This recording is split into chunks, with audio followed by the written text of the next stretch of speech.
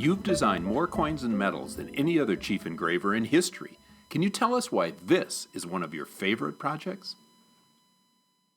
This was one of the, if not the most exciting project I have worked on in my career. I mean, I've never been so stimulated to do something. Typically, when you work for the government, it's heraldry, it's dead people who can't see what you're working on or what you've done.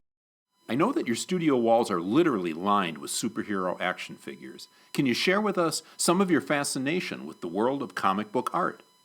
Always wanted to do something in the comic book genre. Two of my lifelong dreams, working in the comic book genre and working with Disney. So it's really been a lot of fun. It's really been a lot of fun.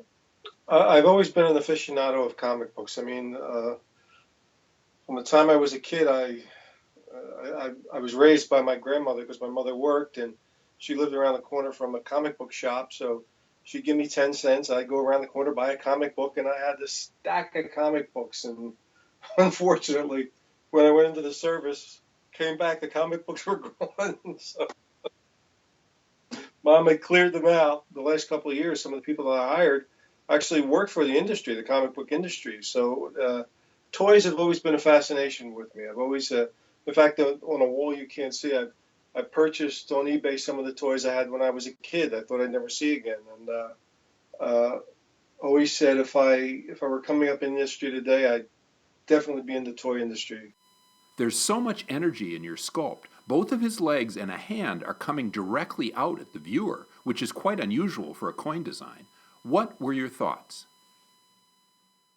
It is unusual, but I think that Augustus St. Gordon's reestablished what can and can't be done on coins, because the Liberty has a torch and she's pushing that directly out. So everything they told us about in art school about you can't do things like that, just untrue, because all you have to do is open up a book on St. Gordon's. He's broken every rule and he's enabled us to break every rule. I get excited just talking about it. That's how much fun I had. And then as I progressed in the model, you know, there were things that I had to do.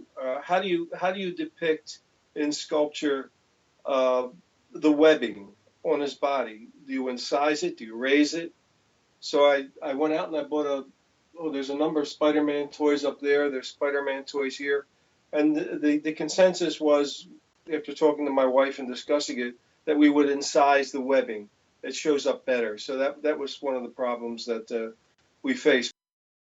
Even after decades of designing coins and medals, do you still get a kick out of seeing your work physically struck in silver and gold?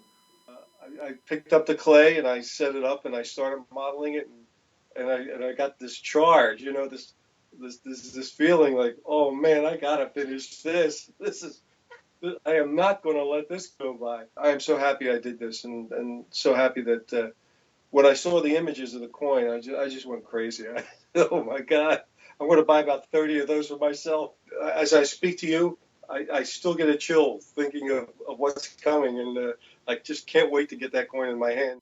You recently received a prestigious award, the David Rittenhouse Award, for your amazing coin designs. Can you share with us a few of your thoughts on that?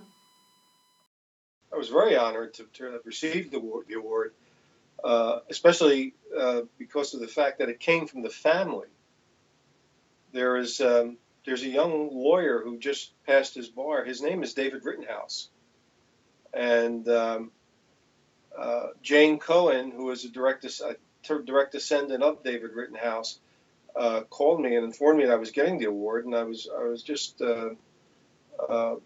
flustered, and you know, I couldn't imagine because it had been given to astronomers, doctors, and I said, well, maybe you have the wrong John Mercanti. Very humbled to have received the award, and became very active, and I'm becoming very active in Rittenhouse Town, which is where David Rittenhouse lived outside of Philadelphia.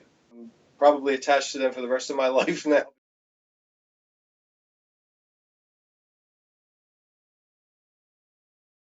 To the collectors out there, save 25 for me, please, because I have a lot of friends that want it. Thank you very much for having me. Bye-bye.